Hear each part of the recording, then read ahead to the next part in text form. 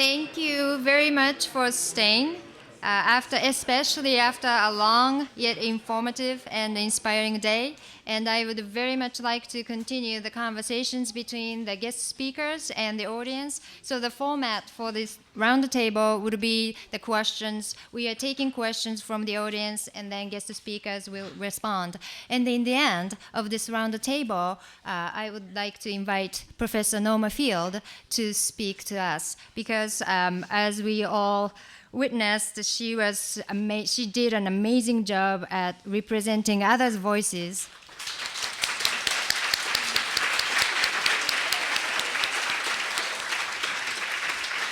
Yet, we have not heard her own voice, so I would like to turn our mic to her in the end of the question and answer session. Okay, so shall we get started? My question's about the cleanup workers there, and I was wondering if you could elaborate on their working conditions and if they're being protected from radiation and if they're being properly trained to prepare for high doses of radiation. まず基本的に被爆の管理の仕方というか限度のことを聞いていただきます。I said earlier that in the U.S. and in Japan, the limit, according to the law, is that you can't be exposed to more than 1 millisievert. を超えて被爆をしてはいけないという法律があると言いました。However, I work at a nuclear facility of Kyoto University, and I work with nuclear material, and I'm exposed to 20 times that of what you're supposed to get in 1 year.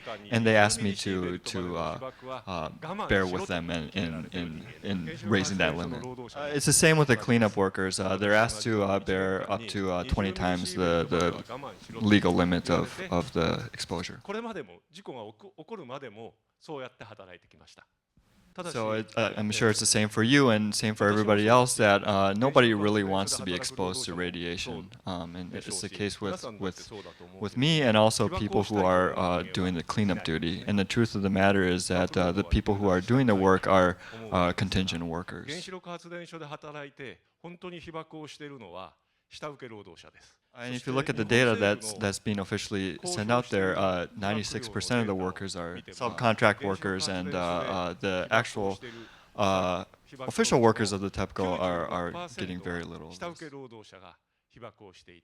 And of course, as you know, I don't really believe the statistics given out by the Japanese government. And the truth of the matter is that the subcontract workers don't really know the dangers of radiation, and they don't know how to protect themselves and things like that. For one, when you're working at a facility like this, you must wear a mask that protects the entirety of your face. But anybody who's worn one of these knows that it's very, very uncomfortable. It's very hard to breathe. As soon as you wear it, it clouds up and it's hard to see, and it's a pain to wear these things.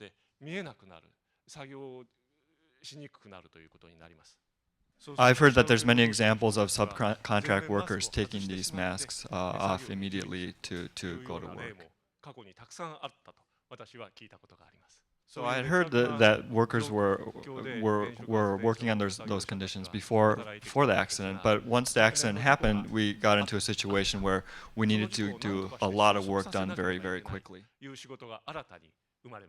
There are special laws put in place for very extreme situations, and in the case of the nuclear accident, there's a law that if something like this happens just this once, workers are allowed to receive up to 100 millisieverts. But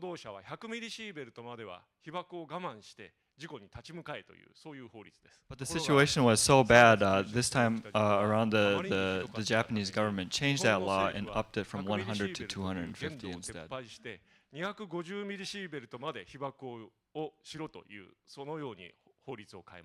If such a thing it does indeed happen, which it sounds like it does, according to data that I trust, 10 in 1 of these workers will be subject to cancer. But I don't even know if this level of 250 has been maintained either. It might be the case that workers are exposed to even higher levels of radiation without them even knowing it, and there really is no way to tell.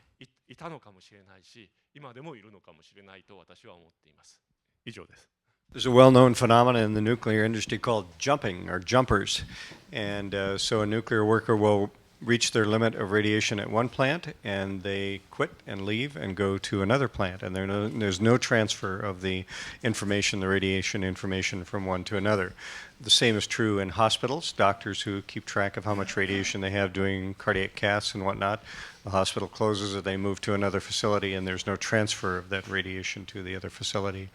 In Chernobyl, there were between 700,000 and 800,000 cleanup workers, liquidators, and one of my friends who was in Chernobyl was a radiation physicist, and his job was to measure how much radiation was in different areas and tell the workers how long they could be in a spot working before they reached their limit of radiation. And you see some of the movies, these guys rush across the roof, they pick up or scoop up something and rush back, and they're done. And he said that it was quite common for these conscripts who were largely from the Eastern Soviet Union, young soldiers and whatnot, to take their masks off and just sleep in the grass. And then he went back to the Ukraine to find out what records had been kept on the radiation that these people got, which was done through radiation badges. And all of the records had disappeared. And from the institute that he worked in the Ukraine. And why he wanted to find out is he wanted to find out how much radiation he'd gotten. And he has no idea because his records were gone as well. And so at the fall of the wall, either they just disappeared or they were taken to Moscow and they're buried somewhere so that we don't have to follow these people and we don't know how much radiation they got. When I was in Chernobyl, I saw people plowing fields there. They weren't wearing respirators, dust masks, or anything, and they were scraping dirt off that's radioactive. They bury it, and then they put sand over it. And I said to my guide, how do you measure what these workers are getting? And he said, oh, they all have radiation badges. And I said, really? I said, where's yours? And he opened his coat, and he said, I guess I left it at home in my other coat today. So you can take what you wish from that. And I'm going to add something, too, that if you took a job at a plant and you knew that your job lasted until you reached the limit on your dosimeter, we've seen where those dosimeters can be hidden, and the worker would go into work in an area and come out and pick up the dosimeter so that he could stay on the job longer. に質問させていただきます。今日ポールさんから通常に要するに事故状態ではない通常に運転されている原発周りでのそのいろいろな周辺住民への被害のお話がありましたが、その通常に安全な状態に運転されている原発のから今日あとパターソン先生からもその放射の漏れの話がありましたけれども、一体どれぐらいのものが出ているのか、その日常的にということを伺いたいと思いました。この会場にいらっしゃる皆さんも、I would guess that many of you here today believe that nuclear power plants are dangerous because there's accidents and accidents happen, and that's absolutely true. But at the same time, a nuclear power plant is a machine that can operate without letting radioactive material outside of its facilities. And I think you saw some pictures of the Fukushima power plants today, and what you saw there is that it's got huge stacks, smoke stacks, and there's stuff coming out of that, and that there's radiation coming out of that on a daily basis. There's also radioactive material in fluid form coming out from the water that is released in trying to keep the radioactive material cool. Part of my research has been to measure how much radiation has been released on a daily basis from nuclear power plants. And of course, the Japanese government and also companies like TEPCO have been measuring how much radiation has been put out into the air through the smokestacks and also through the water, and this information is on public record. そして海へどれだけの放射能を流したというデータを一応は公表してきました。 And we've also looked at different methods of getting samples of the radioactive materials that are released through these reactors on a daily basis and study them. And I'm sure even in the United States there's been all kinds of methods to measure this, but we might be better off asking Dean about that. 検出された例というのはたくさんあるんだろうと私は思います。ディーンさんに聞いた方がいいかもしれませんけれども。 However, the amount of radiation that's found in such a case of sampling is so low that it's hard to call it, I guess, damage of any sort. 周辺で仮に被害が出たとしても、それを被害として見つけ出すと。 疫学的という私たち言葉を使いますけれども、そうやって見つけ出すことは多分私はできないだろうと思いながら今まで来ました。 For many years, I've done research at a nuclear power plant that's about 300 kilometers away from the Fukushima power plant. And I guess what you find right after the disaster at Fukushima, what you find is that the levels of radiation at that nuclear power plant so far away from Fukushima actually skyrockets as a result of what happened. そこの周辺の汚染が桁違いに増えました。何百キロも離れたところまで今回の事故の影響がいっぺんに出てくるということになりました。 So that really drove home the point to me that what happened at Fukushima was a really terrible thing, and I feel like that the spread of radiation throughout the world that's happened because as a result of this is a very terrible thing as well. ばらまいてしまったということに対して大変申し訳なく思っています。事故というのはやはりどうしても防がなければいけない。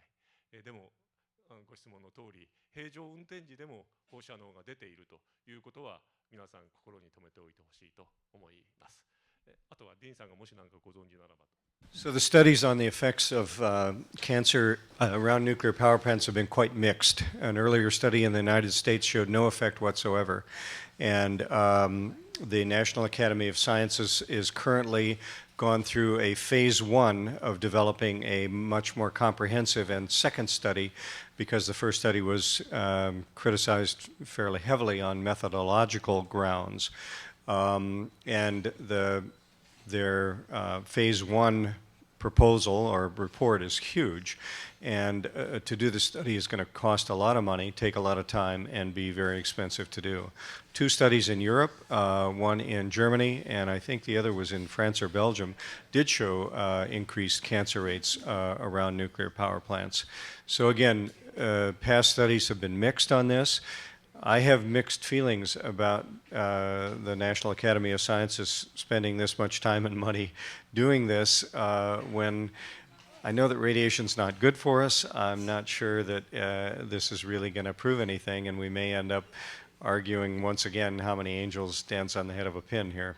I have, for me, a very worrying issue to address. We have seen how much cesium got spread even to the West Coast and to the United States because of Fukushima.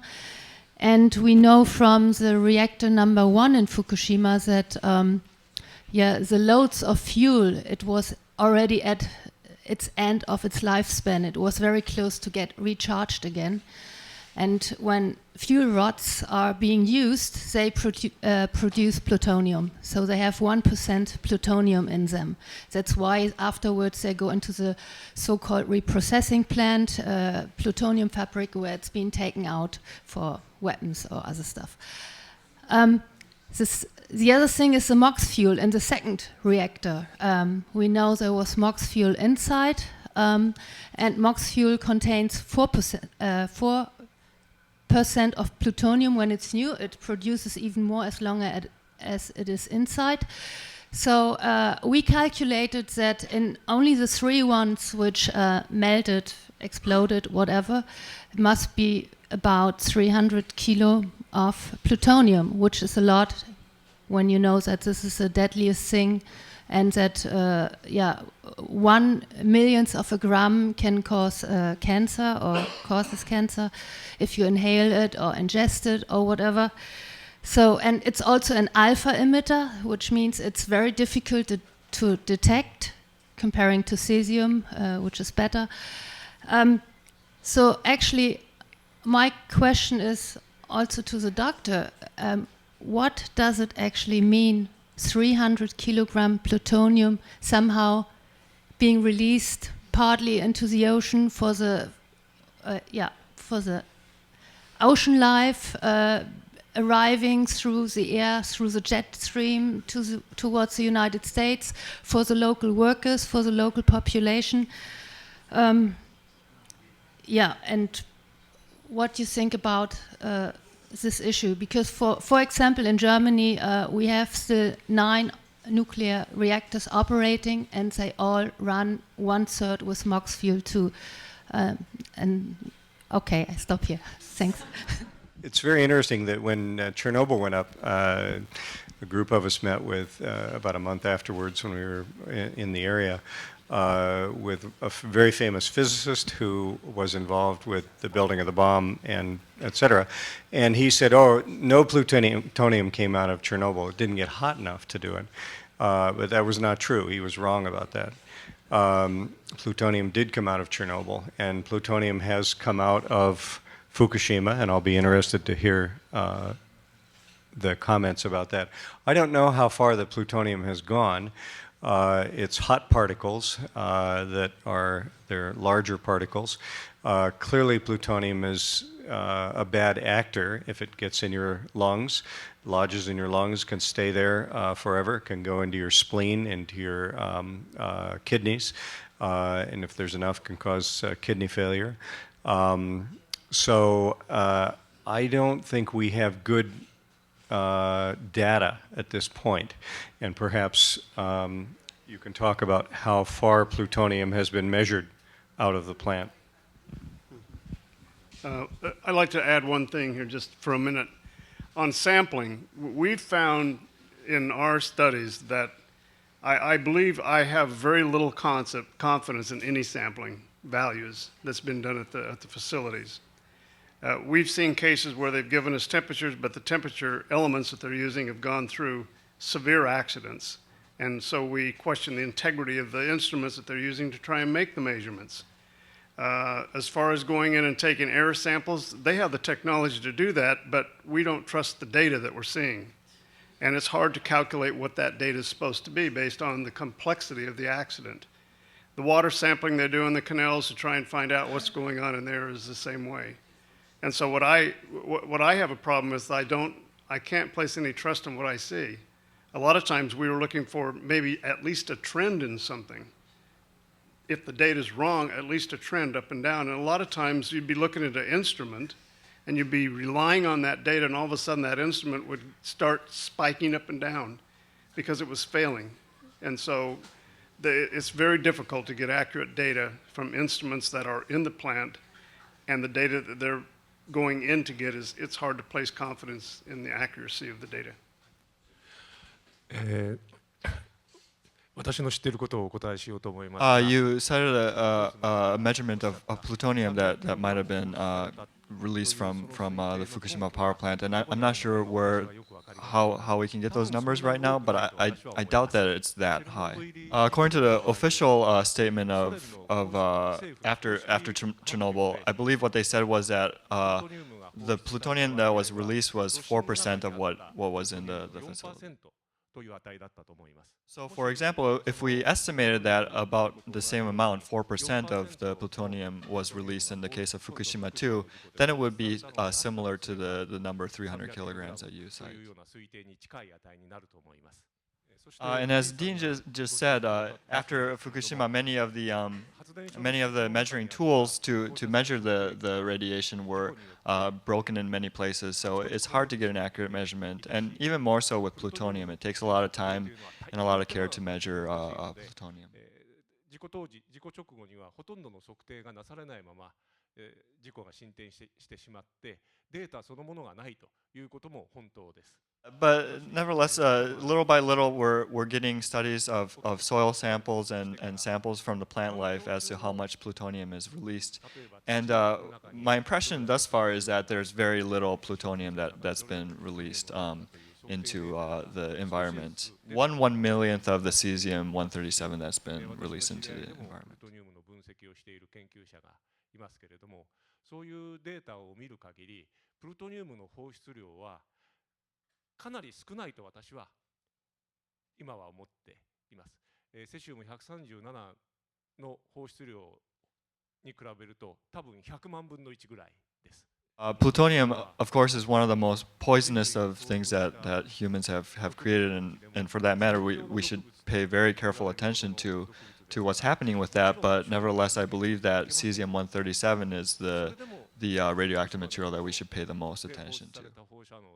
一番注意をしなければいけないものはやはり私はセシウム137だと思います。And if anybody else on the panel has anything to say about that, I'd like to hear. One thing I'd like to add is that the calculations that are made to try and track plumes are extremely complex. And the first thing that is asked is what was the source term of the accident? And in the case of Fukushima, they don't know what the source term is. They can't accurately tell the people that are trying to do the calculations to figure out how far should we evacuate? Where is this going? Where's the plume going? And so the first thing right out of the gate on this accident is the people that were trying to get the information couldn't get it. They didn't know what it was, and when they tried to ask, the question wasn't answered. So they were left with something like, what do we do? Assume something? Now, sometimes the person doing the analysis may assume that the total source term, everything was blown up and everything gets out of the facility. And in those cases, many times the people in the government say, we can't deal with that. That is too high. That evacuation zone would be so big that it doesn't make sense. And so somewhere between the extreme and reality lies the question mark. And so, for instance, when I was asked early on in the accident what I thought the evacuation zones would be, I thought about it. I thought about what could happen in the reactors and what could happen in the accidents without any scientific analysis or anything like that. And I said 150 kilometers. And so I stuck with that. And later on we found out they went out to 5 and then to 10, and then to 20, and then the United States went out to 50. And they're wondering now, can we bring people back in? Certainly not until they get the fuel out of all those spent fuel pools. And when they do that, they may need to consider taking that boundary out further, because the accident potential in the spent fuel pools is real, and it's very delicate taking all of the components out of the water, trying to make things safe enough so they can go and do this examination on it. And there could be another earthquake that could upset that. Components could fall into the canal and cause other problems. So I think they need to reevaluate where they're at right now. So far, we have 3 questions from the floor, and I am very sorry that we cannot take more questions. Sorry, hate me. So I have a favor to ask you. Please make your question be concise and ask one question. Thank you. My question actually is a little bit of a shift about the sort of sociological and cultural context of this. So it seems to me that the issue of transparency has been really important in understanding Fukushima, but also, as Professor Koide had mentioned earlier, in certain ways covering up the Japanese government's intentions to proliferate.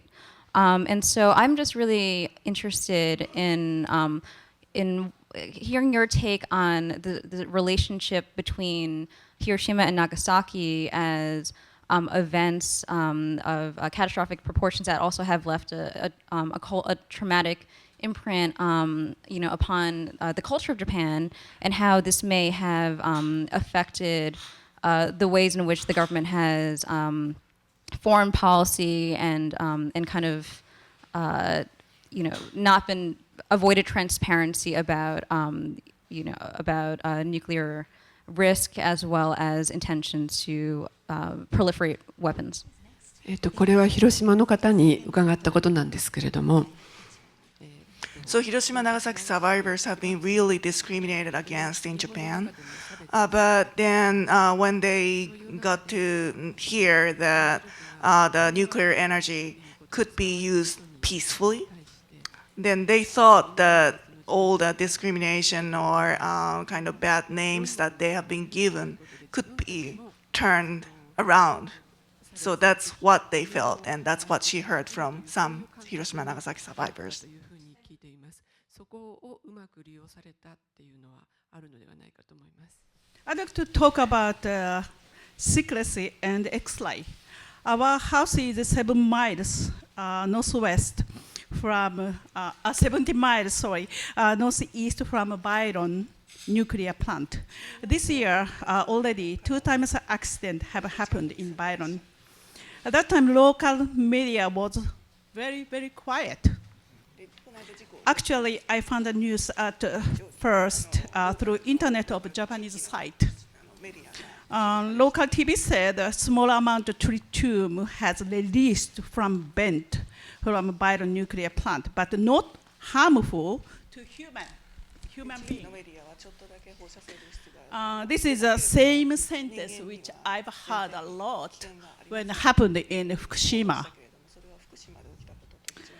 Also, local newspaper I found that put the news not first page but third. It was a very small article. So I just asked our neighbors, but seems nobody care about this subject. So I was very disappointed. Also for the X-ray, when I visited my dentist every 6 months for the regular checkup, he take X-ray every time. So I asked him, is this okay for me? He said, of course. This is just a small amount. Sure. I don't mean to be rude, but okay. Okay, and okay, so radiation, he said, it's such a very small amount, and so don't worry about it. And this is a question to Dr. Patterson. What do you think about? I'll just say something about x-rays. I haven't had one of those big plates in a long time. It's all about money there, too. It's very, very expensive. If you have a problem, obviously, with the tooth and you need an x-ray, I believe that you have one taken. But to do it routinely, I'm a doctor's daughter, I'm not a doctor, but I certainly haven't had x-rays in about 10 years. I think one needs to weigh in the balance the benefits versus the risks of any medical x-rays. And I think that when it's indicated, you've got an injury, you've got some undiagnosed condition, I think one should not hesitate to have x-rays taken. I certainly ordered them and use them all the time, and they're very useful. So I think we have to weigh that in the balance. But I think we also have to be a bit circumspect with our provider in saying, do we really need this done? I have patients who come in and I say, I think you just sprained your ankle, and well, I want it x-rayed. I want to know for sure. And it's not necessary to do that. You can be on it for a few days. If it doesn't get better, why, we can x-ray it. So there are things like that that I think we can use a little more judgment about. But I don't want people to go away and say, gosh, I should never have x-rays. If you need them, you need them. And they're very, very beneficial in many, many ways. So we have to weigh the risk versus the benefit. The dental x-ray issue. And the other issue is that the same x-rays in different institutions or in the same hospital, for example, I did a study on CAT scans, and the same CAT scan in the same hospital had a varying amount of radiation of 13 times. So, these are some of the vagaries and the things that occur with radiation. I think it's getting better. There's more standardization.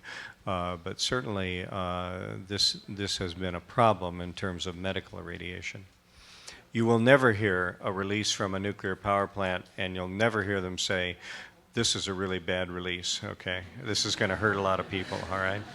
I just wanted to share something. I was reading an article by a professor of anthropology from, I believe it was Penn State. And she had gone over to Chernobyl, and she just was visiting a medical facility.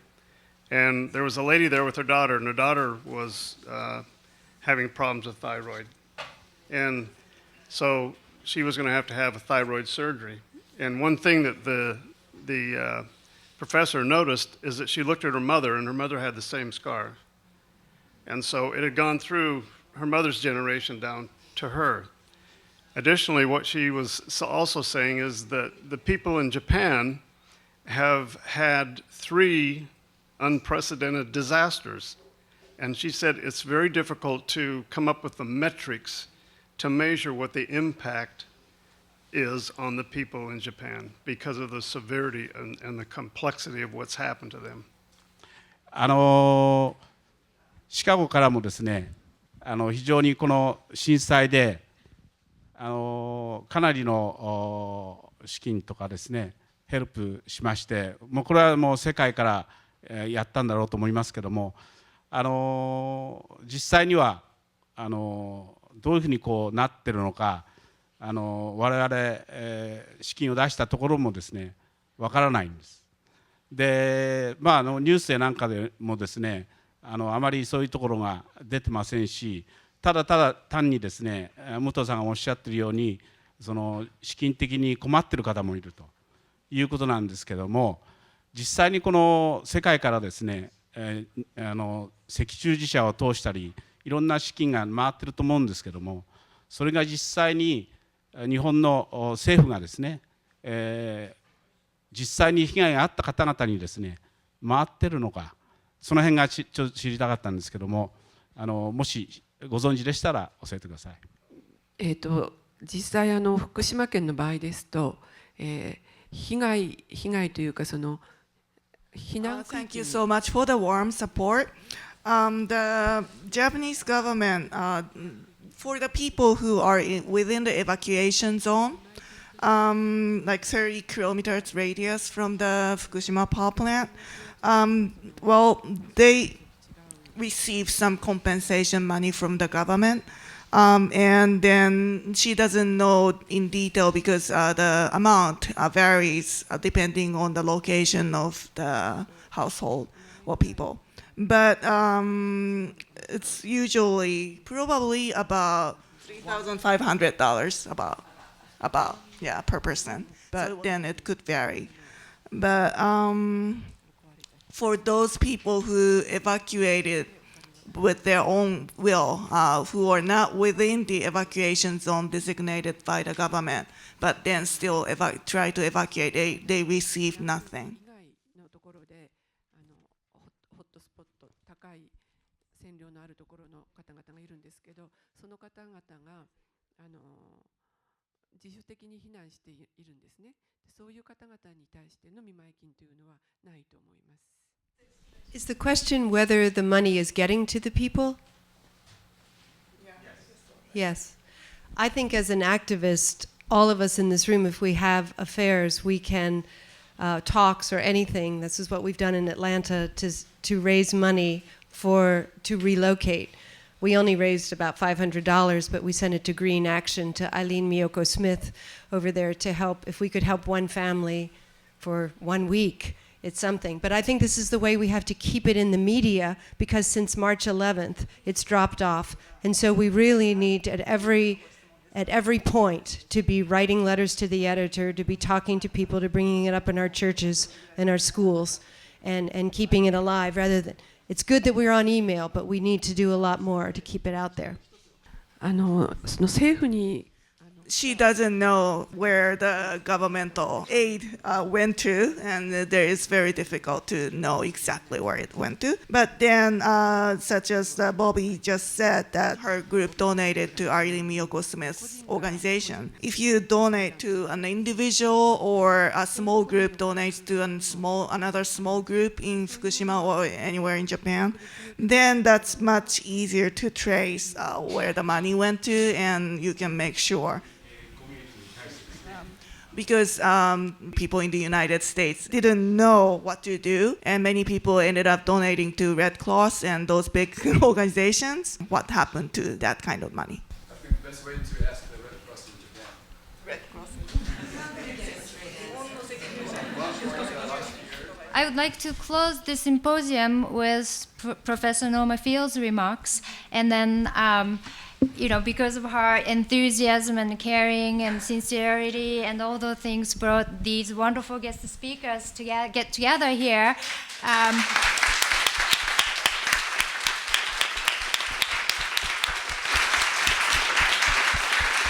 And they are the most wanted people in their field. So thank you very much. I can see from your faces how tired you are. And at the same time, you're still here, which is astonishing to me. And a part of me is reluctant for us to disperse from this room, on this day when we have this fragile, fragile moment of no reactors operating in Japan. It's such a fragile moment, and somehow being together makes it seem a little bit less fragile. And so what I mean by that is that most of my time when I deal with these issues in the University of Chicago, I am very conscious of being in a very stark minority. Sometimes students say, you should go talk to our political science professors, you'd have a really good argument. And I'm thinking, yeah, that would be really profitable for both of us. And what I want to say, and we've heard of radiophobia, or the rejection that people in Fukushima who worry about their children's well-being being scorned, not necessarily because the scorner is so secure, but precisely because the scorner is insecure. That kind of, all those ways in which we are subjected to derision and disbelief. I cannot imagine Mr. Koide's stamina and courage to pursue what he has for 42 years, to occupy that kind of position. Or Ms. Muto's similar kind of courage exercised in a different field. And the kind of generosity also that she pointed to us as an example, that don't hate the person who seems opposed to you. Don't make the wrong enemy, right? Look at the forces, the structures that divide us. So I want us all to take away these extraordinary models of courage. I'm sure that's true for all the other panelists too, that they've had to face derision many, many times in their lives, disbelief from their peers. So that courage and the generous intelligence not to identify your enemy incorrectly, because we don't get anywhere doing that. But I do think we also have to remember this moment, this fragile moment we're sharing, and to extend our support and affirmation to each other, also to help people who are struggling to voice a view that is not well received. I feel the Academy is an almost entirely hostile place to affirming human values, that is considered sentimental and unintellectual. And it's very, very hard to gain intellectual respect if you have as your ultimate value respect and dignity in the well-being of all human beings.